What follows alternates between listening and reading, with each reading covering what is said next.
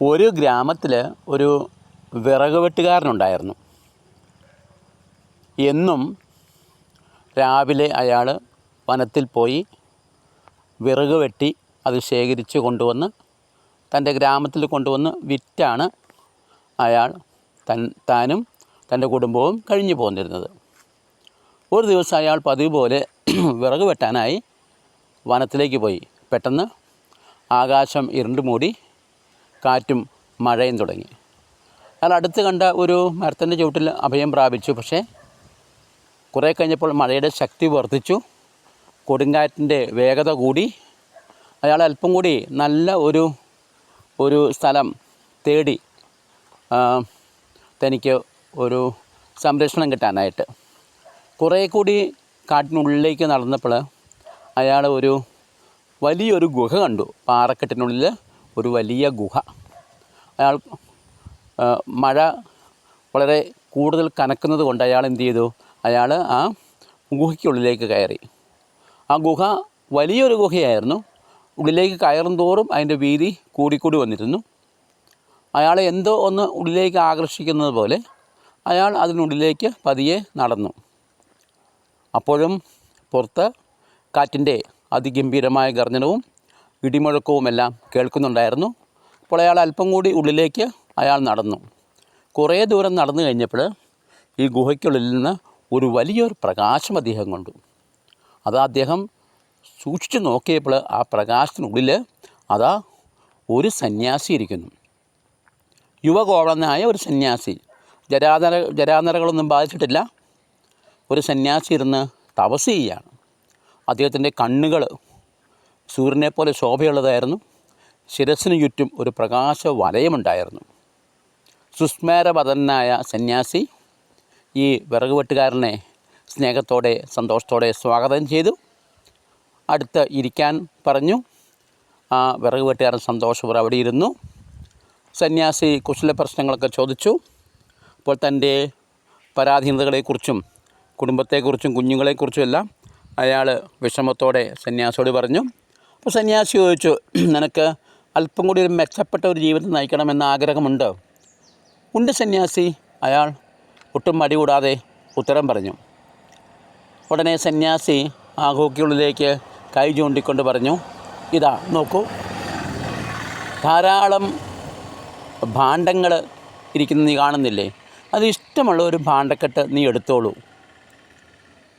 വിറക് വെട്ടുകാരൻ നോക്കിയപ്പോൾ ആ ഗുഹ നിറയെ നൂറുകണക്കിന് എണ്ണിയാൽ തീരാത്ത തരത്തിൽ ഒത്തിരിയേറെ ഭാണ്ഡക്കെട്ടുകൾ ഇരിക്കുന്നു. അയാൾ തനിക്ക് പൊക്കാവുന്നതിൽ ഏറ്റവും വലിയ കനമുള്ള ഒരു ഭാണ്ഡക്കെട്ട് എടുത്തു. ഉടനെ സന്യാസിയുടെ കണ്ടീഷൻസ് ഇതാണ്: സ്വന്തമായിട്ട് എടുക്കാവുന്ന ഭാരമുള്ള ഭാണ്ഡക്കെട്ടുകൊണ്ട് എടുക്കാൻ സന്യാസി സഹായിക്കുകയൊന്നുമില്ല. അടുത്തത്, ഈ ഭാണ്ഡക്കെട്ട് വീട്ടിൽ കൊണ്ടുപോയി മാത്രമേ തുറക്കാവൂ. അയാൾ തനിക്ക് എടുക്കാവുന്നതിൽ ഏറ്റവും കനമുള്ള പലതും എടുത്തു നോക്കി. പൊങ്ങുകയെന്ന് മനസ്സിലായപ്പോൾ വേറൊന്ന് എടുത്തു നോക്കി. അങ്ങനെ അദ്ദേഹത്തിന് എടുക്കാൻ സാധിക്കുന്ന ഏറ്റവും വലിയ ഭാണ്ഡക്കെട്ട് എടുത്ത് അയാൾ വേഗത്തിൽ സന്യാസിയോട് നമസ്തേയൊക്കെ പറഞ്ഞ് അയാൾ വീട്ടിലേക്ക് മഴയൊന്നും വകവയ്ക്കാതെ നടന്നു. അദ്ദേഹം നടന്നും ഓടിയും വീട്ടിലെത്തി. അപ്പോൾ ഭാര്യയും കുഞ്ഞുങ്ങളും അയാളുടെ ചുറ്റും കൂടി. പതിവിന് വിപരീതമായിട്ട് വിറകെട്ട് തലയിൽ കാണുന്നില്ല, നിറമൊരു വലിയൊരു ഭാണ്ഡക്കെട്ട് തലയിൽ. അയാളത് പെട്ടെന്ന് തന്നെ വീടിനുള്ളിൽ വെച്ചു. ഭാര്യയും മക്കളും വന്ന് ആ ഭാണ്ഡക്കെട്ട് വളരെയേറെ ആകാംക്ഷയോടെ അത് തുറന്നു. അപ്പോൾ അത് ആ ഭാണ്ഡക്കെട്ടിൽ നിറയെ വെള്ളിക്കട്ടികൾ. അവർക്ക് സന്തോഷമായി. അയാൾ പിറ്റേന്ന് ആ വെള്ളിക്കട്ടികളെല്ലാം കൊണ്ടുപോയി ചന്തയിൽ കൊണ്ടുപോയി വിറ്റു. അയാൾക്ക് നല്ലൊരു തുക ലഭിച്ചു. വളരെയേറെ സന്തോഷത്തോടെ അയാൾ ആദ്യമേ തന്നെ തൻ്റെ ആ കുടിലെല്ലാം പൊളിച്ചു. കുടിൽ പുല്ലുകൊണ്ട് മേഞ്ഞതായിരുന്നു. അതെല്ലാം പൊളിച്ചു കളഞ്ഞ് അയാൾ ഓട് മേഞ്ഞു. ഒരു സാമാന്യം നല്ല ഒരു വീടൊക്കെ പണിതു. പിന്നെ അയാൾ കുട്ടികൾക്ക് വസ്ത്രങ്ങളും വീട്ടിലേക്കുള്ള ആവശ്യമുള്ള പാത്രങ്ങളും എല്ലാം വാങ്ങിച്ചു. അലമാരികളും പെട്ടികളും ഒക്കെ വാങ്ങിച്ചു. അങ്ങനെ സന്തോഷമായിട്ട് അയാൾ ജീവിച്ചു. കുറേ നാൾ കഴിഞ്ഞപ്പോൾ അദ്ദേഹത്തിൻ്റെ പണമെല്ലാം കയ്യിലുള്ളതിലെല്ലാം തീർന്നു. കാരണം കുറച്ചൊക്കെ സുഹൃത്തുക്കൾ കൊടുത്തു, പിന്നെ കുറേയേറെ സാധനങ്ങൾ വാങ്ങിച്ചു, വീടുണ്ടാക്കി. അങ്ങനെ പണമെല്ലാം തീർന്നു. വീണ്ടും ജീവിതം ദുഃഖപൂർണ്ണമായി. കാരണം കുട്ടികൾ വളരുകയാണ്, അവരുടെ ആവശ്യങ്ങളും വർദ്ധിച്ചു വന്നതേയുള്ളൂ. ഉടനെ ഈ സന്യാസിയെക്കുറിച്ച് ഈ വിറക് വെട്ടുകാരൻ ചിന്തിച്ചു. ഉടനെ ഈ വിറക് വെട്ടുകാരൻ വേറെ യാതൊന്നും ചിന്തിക്കാതെ അയാൾ വനത്തിലേക്ക് വേഗത്തിൽ ഒരു ദിവസം പോയി. അയാൾ നടന്ന് ഈ ഗുഹയ്ക്കുള്ളിൽ കടന്നു. ആ സന്യാസി പഴയതുപോലെ തന്നെ അവിടെ ഇരിക്കുന്നു. ചെന്നത് സന്യാസി ഈ വിറക് വെട്ടുകാരനോട് ഇരിക്കാൻ പറഞ്ഞു. കുശല പ്രശ്നങ്ങളൊക്കെ നടത്തി എങ്ങനെയുണ്ട് ജീവിതം എന്ന് ചോദിച്ചു. അപ്പോൾ വിറക് വെട്ടുകാരൻ പറഞ്ഞു, എൻ്റെ അങ്ങന്നെ ഗുരു, ഇപ്പോൾ ജീവിതം വീണ്ടും ദുരിതപൂർണ്ണമായിരിക്കുന്നു. പഴയതുപോലെ തന്നെ കഷ്ടപ്പാടാണ്, മക്കളെ നോക്കാനുള്ള വകയില്ല. പിന്നെ സന്യാസി പറഞ്ഞൊരു കാര്യം ചെയ്യൂ, നീ വേറൊരു ഭാണ്ഡക്കെട്ട് എടുത്തുകൊണ്ട് പൊക്കോളൂ.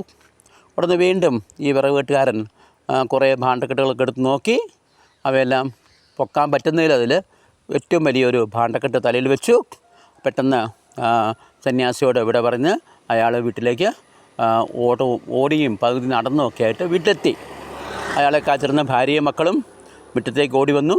ഭാണ്ഡക്കെട്ട് തലയിൽ നിന്ന് ഇറക്കാൻ സഹായിച്ചു. പെട്ടെന്ന് ഭാണ്ഡക്കെട്ട് അഴിച്ച് നോക്കി. അപ്പോൾ അത് നിറയെ സ്വർണ്ണക്കട്ടികൾ. വിറക് വെട്ടുകാരൻ സന്തോഷമായി, അദ്ദേഹത്തിൻ്റെ ഭാര്യയ്ക്കും മക്കൾക്കെല്ലാം വളരെ സന്തോഷമായി. പിറ്റേന്ന് രാവിലെ അദ്ദേഹം ആ സ്വർണ്ണക്കട്ടികൾ കൊണ്ടുപോയി ചന്തയിൽ കൊണ്ടുപോയി വിറ്റു. പണ്ടത്തേനേക്കാൾ ഇരട്ടിയുടെ ഇരട്ടി പണം അദ്ദേഹത്തിന് ലഭിച്ചു. അയാൾ ആ പണമെല്ലാം വീട്ടിൽ കൊണ്ടുവന്നിട്ട് കുറേ സ്വർണ്ണാഭരണങ്ങളൊക്കെ വാങ്ങിച്ചു. പിന്നെ വീടുകൾ ഒന്നുകൂടി പുതുക്കി പണിതു. ഓടുള്ള വീടെല്ലാം അതെല്ലാം മാറ്റി, തടികളും എല്ലാം മാറ്റി അദ്ദേഹം ഒരു നല്ലൊരു സാമാന്യം ഒരു വാർക്ക വീടങ്ങ് പണിതു. പിന്നെ വളരെ സുഭിക്ഷമായിട്ട് ജീവിക്കാൻ തുടങ്ങി. സുഹൃത്തുക്കൾക്കും അതുപോലെ തന്നെ ബന്ധുമിത്രാദികൾ കുറേ സഹായങ്ങളൊക്കെ ചെയ്തു. അവരെയൊക്കെ വിളിച്ചു ഒരു പാർട്ടിയൊക്കെ നടത്തി. അങ്ങനെ ദിവസങ്ങൾ സന്തോഷപൂർവ്വം തള്ളി നീക്കി. കുറേ നാളുകൾ കഴിഞ്ഞപ്പോൾ ഏകദേശം 1.5 വർഷമായപ്പോഴേക്കും കയ്യിലുണ്ടായിരുന്ന പൈസ വീണ്ടും തീർന്നു. പഴയപടിയായി കാര്യങ്ങളെല്ലാം. വീണ്ടും അയാളുടെ ഭാര്യ പറഞ്ഞു, സന്യാസിയെ പോയി കാണൂ. ഉടനെ അയാൾ മനസ്സോടെ വീണ്ടും വനത്തിലേക്ക് പോയി സന്യാസിയെ പോയി ഗുഹയിൽ പോയി കണ്ടു. സന്യാസി പഴയ രീതിയിൽ തന്നെ സന്തോഷത്തോടെ അയാളെ സ്വീകരിച്ചു. എല്ലാ കാര്യങ്ങളും ചോദിച്ചപ്പോൾ ഈ വിറക് വെട്ടുകാരൻ പറഞ്ഞു, ഗുരു ക്ഷമിക്കണം, ഇപ്പോൾ വീണ്ടും ജീവിതം ദുഃഖത്തിലായി. മക്കളൊക്കെ വളരെയല്ലേ, പഠിക്കാനുള്ള ചിലവുകളും എല്ലാം ആയപ്പോഴേക്കും പൈസയൊക്കെ തീർന്നു, കഷ്ടത്തിലാണ്. സന്യാസി പറഞ്ഞു, അതിനെന്താ കുഴപ്പം, കുറേ കൂടെ നല്ല ഒരു മെച്ചപ്പെട്ട ജീവിതം നമുക്ക് നയിക്കാമല്ലോ. നീ ഒരു കാര്യം ചെയ്യും, ഇഷ്ടമുള്ളൊരു ഭാണ്ഡക്കെട്ട് എടുത്തോളൂ. ഉടനെ സന്യാസി പറഞ്ഞത് കേട്ട മാതിരി കേൾക്കാത്ത മാതിരി അയാൾ പെട്ടെന്ന് തന്നെ ഏറ്റവും വലിയ തനിക്ക് എടുക്കാവുന്നതിൽ ഏറ്റവും വലിയൊരു ഭാണ്ഡക്കെട്ട് എടുത്തു. എന്നിട്ട് അയാൾ പെട്ടെന്ന് തന്നെ വീട്ടിലേക്ക് നടന്നു. വീട്ടിൽ ഓടിക്കതച്ചെത്തി. ഭാര്യയും മക്കളും കുറേ മുമ്പോട്ട് വന്നിരുന്നു. വഴിയിൽ വെച്ച് തന്നെ ഭാണ്ഡക്കെട്ട് തലയിൽ നിന്ന് ഇറക്കി ഭാണ്ഡക്കെട്ട് അഴിച്ച് നോക്കി. ആ ഭാണ്ഡക്കെട്ടുകൾ നിറയെ രത്നങ്ങൾ. ഉടനെ ഭാര്യ പറഞ്ഞു, നിങ്ങൾക്ക് ആദ്യം കൊണ്ടുവരാൻ പറ്റായിരുന്നോ? എന്നാലും അങ്ങനെയൊക്കെ പറയുന്ന മക്കൾ പറഞ്ഞു, അമ്മ അനങ്ങായിരിക്കും, ഇപ്പോഴെങ്കിലും കിട്ടിയില്ലോ. ഉടനെ ആ രത്നങ്ങളെല്ലാം എടുത്ത് വീട്ടിൽ കൊണ്ടുപോയി മുറിയിൽ സൂക്ഷിച്ചു വെച്ചു. പിറ്റേ ദിവസം രാവിലെ അയാൾ രത്നങ്ങളെല്ലാം കൊണ്ട് വിറ്റു. അയാൾക്ക് ധാരാളം പണം കിട്ടി. ആദ്യത്തേതിൽ നിന്നും രണ്ടാമത്തേതിൽ നിന്നൊക്കെ ഇരട്ടി പണമായി. അയാൾ വലിയ കോടീശ്വരനായി മാറി. അതെല്ലാം വിറ്റ് പണമുണ്ടാക്കി വലിയ കോടീശ്വരനായി. അയാൾ വീണ്ടും ആ വീടൊക്കെ പൊളിച്ച് വലിയൊരു കൊട്ടാരം പോലത്തെ വീട് പണിതു. അയാളുടെ ജീവിത രീതിയും ചിന്താരീതിയെല്ലാം മാറി. ഒരു രാജാവിനെ പോലെ അയാൾ ജീവിക്കാൻ തുടങ്ങി. എന്നും ഒരു രാജകൊട്ടാരം പോലുള്ള വലിയ വീടാണ് പണിത്. അവിടെ എന്നും മീറ്റിങ്ങുകളും ദർബാറുകളും സുഹൃത്തുക്കളോടൊപ്പം ഉള്ള പാർട്ടികളും എല്ലാമായിട്ട് വളരെ സന്തോഷപൂർവ്വം അയാളിങ്ങനെ ജീവിക്കുകയാണ്. എല്ലാവിധ സുഖസൗകര്യങ്ങളും, വേലക്കാർ, അതുപോലെ തന്നെ എല്ലാ ലൗകിക സുഖസൗകര്യങ്ങളും അദ്ദേഹത്തിനായി. കാറുകളും ഇഷ്ടംപോലെ പണം, ഇഷ്ടംപോലെ സ്വർണ്ണാഭരണങ്ങൾ, ഇഷ്ടംപോലെ പണം, എല്ലാത്തിനും തികയുന്ന രീതിയിൽ എല്ലാവർക്കും അദ്ദേഹത്തിന് പണമായി. അദ്ദേഹത്തിന് നാട്ടിലെല്ലാവരും അദ്ദേഹത്തിന് സുപരിചിതനായി, എല്ലാവർക്കും ഇഷ്ടപ്പെട്ടവനായ കാരണം അദ്ദേഹം വന്നവരെല്ലാം കൈ അഴിഞ്ഞ് സഹായിക്കാൻ തുടങ്ങി. അങ്ങനെ എല്ലാവർക്കും പ്രിയപ്പെട്ട ഒരു നേതാവായി മാറി അദ്ദേഹം. ഒരു ദിവസം രാത്രി അദ്ദേഹം ഇങ്ങനെ ഉറങ്ങാൻ കിടന്നപ്പോൾ അദ്ദേഹം ഓർത്തു, ഇത്രയേറെ ഭാണ്ഡക്കെട്ടുകൾ ഒക്കെ ആ ഗുഹയിലുണ്ടായിരുന്നിട്ട് അവയൊന്നും എടുക്കാതെ ആ ഗുഹയ്ക്കുള്ളിൽ ഏകനായിട്ട് അവിടെ തപസ് ചെയ്തിരുന്ന ആ സന്യാസി എന്തുകൊണ്ടാണ് ഇതൊക്കെ എടുത്ത് സന്തോഷമായി ജീവിക്കാൻ ശ്രമിക്കാത്തത്? അപ്പോൾ ഈ ലൗകിക സുഖങ്ങളിൽ നിന്ന് ലഭിക്കാത്ത എന്തോ ഒന്ന് ആ സന്യാസിക്ക് ലഭിക്കുന്നുണ്ടാവുമല്ലോ. ഈ സുഖഭോഗങ്ങളിൽ നിന്നും സമ്പത്തിൽ നിന്നും ലഭിക്കാത്ത എന്തോ ഒരു സന്തോഷം ഈ സന്യാസിക്ക് ലഭിക്കുന്നുണ്ടാവുമല്ലോ എന്ന് ചിന്തിച്ചപ്പോഴേക്കും അയാളുടെ ഉറക്കം പോയി. പിന്നെ അയാൾക്ക് ഉറക്കമില്ല. പിറ്റേന്ന് അതിരാവിലെ തന്നെ അയാൾ എഴുന്നേറ്റു. അയാൾ വനത്തിലേക്ക് തിടുക്കത്തിലോടി. ഗുഹയിൽ പോയി സന്യാസിയെ കണ്ടു. സന്യാസിയുടെ മുമ്പിൽ കാൽക്കൽ വീണിട്ട് പറഞ്ഞു, സന്യാസി, എനിക്കിപ്പോൾ എല്ലാവിധ സൗകര്യങ്ങളും ലൗകിക സുഖങ്ങളും സൗകര്യങ്ങളൊക്കെ ഉണ്ട്, പക്ഷേ എന്തോ മനസ്സിലൊരു ശൂന്യത. ഞാൻ ചിന്തിക്കുകയായിരുന്നു, ഗുരു അങ്ങന്ന് ഇതെല്ലാം അങ്ങേക്കുണ്ടായിട്ട് ഇതെല്ലാം വെറും അവശിഷ്ടമായി കരുതിക്കൊണ്ട് അദ്ദേഹം അങ്ങന്ന് ഇത്രവധികം സന്തോഷത്തോടെ ഇതൊന്നുമില്ലാതെ ഇതെങ്ങനെയാണ് ഇങ്ങനെ ജീവിക്കുന്നത്? അങ്ങേക്ക് എന്ത് സന്തോഷമാണ് ലഭിക്കുന്നത്? എവിടെ നിന്നാണ് ആ സന്തോഷം ലഭിക്കുക? ഈ ലൗകിക സുഖങ്ങളിൽ നിന്നും ലഭിക്കാത്ത സന്തോഷം അതെനിക്കും കിട്ടിയാൽ കൊള്ളാമെന്നുണ്ട്. ഞാൻ എന്താണ് ചെയ്യേണ്ടത്? ചിരിച്ചുകൊണ്ട് സന്യാസി പറഞ്ഞൊരു കാര്യം ചെയ്യൂ, നീ ശരിക്കും അങ്ങനെ ആഗ്രഹിക്കുന്നുണ്ടെങ്കിൽ നീ എൻ്റെ ശിഷ്യനായി മാറിക്കോളൂ. അയാൾ ഒട്ടും മടിച്ചില്ല. വീട്ടിലെല്ലാ സൗകര്യങ്ങളും ഉണ്ട്, വേലക്കാരെല്ലാം ഉണ്ട്. അപ്പോൾ അയാൾ ഉടനെ വീട്ടിലേക്ക് പോയില്ലും കുഴപ്പമില്ല, ഭാര്യയ്ക്കും മക്കൾക്കും എല്ലാവിധ സൗകര്യങ്ങളുണ്ടല്ലോ. ഉടനെ അയാൾ എന്ത് ചെയ്തു? ആ ഗുരുവിൻ്റെ ശിഷ്യനായിട്ട് മാറി. നല്ലൊരു ശിഷ്യനായിട്ട് ആ ഗുരുവിനോടൊപ്പം കഴിഞ്ഞു. അങ്ങനെ ഗുരുവിൻ്റെ ശിക്ഷണത്തിൽ അയാൾ സന്തോഷപൂർവ്വം ജീവിച്ചു. കുറേ നാൾ കഴിഞ്ഞു. അപ്പോൾ ഗുരുവിനെ പാദസേവയൊക്കെ ചെയ്ത് ശുശ്രൂഷകളൊക്കെ ചെയ്തു. ഗുരു അപ്പോൾ അതിൽ ഇറങ്ങിയൊക്കെ നടക്കാൻ തുടങ്ങി. പിന്നെ ഗുരുവിനും അല്പം കൂടി സന്തോഷവും ആനന്ദവും എല്ലാം കൂടി, അല്പം കൂടി കൂടണമെന്ന് തോന്നി. ഉടനെ ഈ സന്യാസിയും ശിഷ്യനും നല്ല ഒരു ജീവിതം അവരും ആഗ്രഹിച്ചു. ഉടനെ ശിഷ്യൻ പറഞ്ഞു, ഗുരു അങ്ങേക്ക് വിശക്കുന്നുണ്ടെങ്കിൽ ഞാൻ ഭക്ഷണം ശേഖരിക്കാമെന്ന് പറഞ്ഞു. ഉടനെ ഈ ശിഷ്യൻ തന്നെ പോയി വനത്തിൽ പോയി ഭക്ഷണങ്ങൾ ശേഖരിക്കും, പഴങ്ങൾ ശേഖരിക്കും. കുറേ കഴിഞ്ഞപ്പോൾ അടുത്തുള്ള ഗ്രാമത്തിൽ പോയി പാല് കൊണ്ടുവരാൻ തുടങ്ങി. അപ്പോൾ അങ്ങനെ ചില കാര്യങ്ങളൊക്കെ അവർ വാങ്ങിച്ച് നല്ലപോലെ ജീവിക്കാനായിട്ട് ആരംഭിച്ചു. ഒരു ദിവസം ഈ സന്യാസി നോക്കിയപ്പോൾ രാവിലെ തന്നെ എഴുന്നേറ്റ് ഈ ശിഷ്യൻ പാല് വാങ്ങാൻ പോകുന്നത് കണ്ടു. ഉടനെ അവിടെ ഒരു പുഴയുണ്ടായിരുന്നു. ആ പുഴ കടന്നാണ് ഒരു ഗ്രാമമുണ്ട്. ആ ഗ്രാമത്തിൽ പോയാണ് പാല് വാങ്ങേണ്ടത്. ഉടനെ ഗുരു നോക്കിയപ്പോൾ ആ പുഴ കടക്കാനായിട്ട് അവർക്കൊരു ചെറിയൊരു കൊതുമ്പ് വെള്ളം. ഉടനെ ആ വള്ളം ഉപയോഗിച്ചാണ് ആദ്യമൊക്കെ ശിഷ്യൻ ആ പുഴ കടന്നിരുന്നത്. കുറേ ദിവസം കഴിഞ്ഞപ്പോൾ ഗുരു ശ്രദ്ധിച്ചു, ഈ ശിഷ്യൻ ഈ വള്ളം എടുക്കാതെയാണ് പോകുന്നത്, പക്ഷേ പാല് വാങ്ങിക്കൊണ്ട് വരുന്നുമുണ്ട്. പുഴയാണെങ്കിൽ നീന്തി കിടക്കാൻ പറ്റിയല്ല, അത്രമാത്രം ആഴമുള്ള പുഴയാണ്, ഒഴുക്കുള്ള പുഴയാണ്, കുത്തൊഴുക്കുള്ള പുഴയാണ്. അപ്പോൾ ഈ ശിഷ്യൻ എങ്ങനെയാണ് മറുകര പോയി ഈ പാല് വാങ്ങുന്നത് വള്ളമൊന്നുമില്ലാതെ? ഗുരുവിന് സംശയമായി. ഒരു ദിവസം ശിഷ്യൻ പാല് വാങ്ങാൻ രാവിലെ പോയപ്പോൾ ഈ ഗുരു ഈ ശിഷ്യനറിയാതെ പിന്നാലെ പുറകെ പോയപ്പോൾ ഈ ഗുരു പോയി പുഴയുടെ സമീപത്തുള്ള അരികിലുള്ള ഒരു വലിയൊരു മരത്തിൻ്റെ മറവിൽ ഒളിച്ചിരുന്നു. അപ്പോൾ ഗുരു കണ്ടതാണ്, ഈ ശിഷ്യൻ യാതൊരുവിധ വള്ളമോ ഒന്നുമില്ല, പെട്ടെന്ന് നേരെ പോയി പുഴയിലേക്ക് കാല് വയ്ക്കുകയാണ്. എന്തോ മന്ത്രം ഉരുവിട്ടുകൊണ്ടാണ് കാല് വെക്കുന്നത്. എന്നിട്ട് പതുക്കെ വെള്ളത്തിന് മുകളിൽ കിടന്ന് നടക്കുവാണ്. പക്ഷേ ഈ ശിഷ്യനെന്തോ മന്ത്രം ഉരുവിടുന്നുണ്ട്. അപ്പോൾ ഈ ഗുരു കാതോർത്ത് അത് ശ്രദ്ധിച്ചു. ഇവൻ എന്ത് മന്ത്രമാണ് ഈ പറയുന്നത്? ഞാനിവന് അങ്ങനെ ഒരു മന്ത്രം പഠിപ്പിച്ചിട്ടില്ലല്ലോ, വെള്ളത്തിന് മുകളിൽ നടക്കാനുള്ള മന്ത്രം. അത് എനിക്കൊരു അറിയില്ല. ഇവനെങ്ങനെയാണ് വെള്ളത്തിന് മുകളിൽ നടക്കുന്നത്? അപ്പോൾ ഗുരു ശ്രദ്ധിച്ച് കേട്ടു. അവൻ പറയുന്ന മന്ത്രം ഇതായിരുന്നു: ധനപാലൻ ധനപാലൻ ധനപാലൻ ധനപാലൻ ധനപാലൻ ധനപാലൻ. അതെ, ഈ ധനപാലൻ എന്നുള്ളത് ഈ ഗുരുവിൻ്റെ പേരായിരുന്നു. അപ്പോൾ ഈ ഗുരുവിൻ്റെ പേരാണ് അയാൾ ഉച്ചരിക്കുന്നത്, ഗുരുവിൻ്റെ നാമാണ് അയാൾ മന്ത്രമായിട്ട് ഉച്ചരിക്കുന്നത്. ഒന്നും ഗുരു വിചാരിച്ചു, എന്ത് കാര്യമോ, ഇതെന്ത് കഥ, എൻ്റെ പേരാണല്ലോ അവൻ പറയുന്നത്. പക്ഷേ അവൻ വെള്ളത്തിന് മുകളിൽ കിടന്ന് നടന്ന് നീങ്ങുവാണല്ലോ.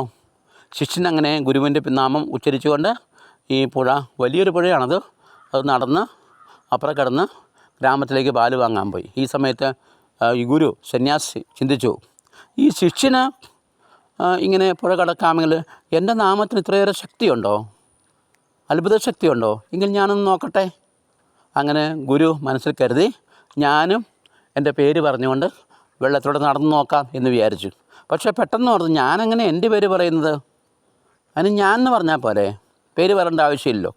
ഉടനെ ഗുരു ധനപാലൻ എന്നതിന് പകരം, ധനപാലൻ അദ്ദേഹമാണല്ലോ, അപ്പോൾ ഞാൻ എന്ന് മന്ത്രം ഉച്ചരിച്ചുകൊണ്ട് ആ നമ്മുടെ ഗുരു വലിയ ആഴമുള്ള പുഴയിലേക്ക് യാതൊരു മടിയും കൂടാതെ വളരെയേറെ ആത്മവിശ്വാസത്തോടെ അമിത ആത്മവിശ്വാസത്തോടെ അയാൾ പുഴയിലേക്ക് ഇറങ്ങി.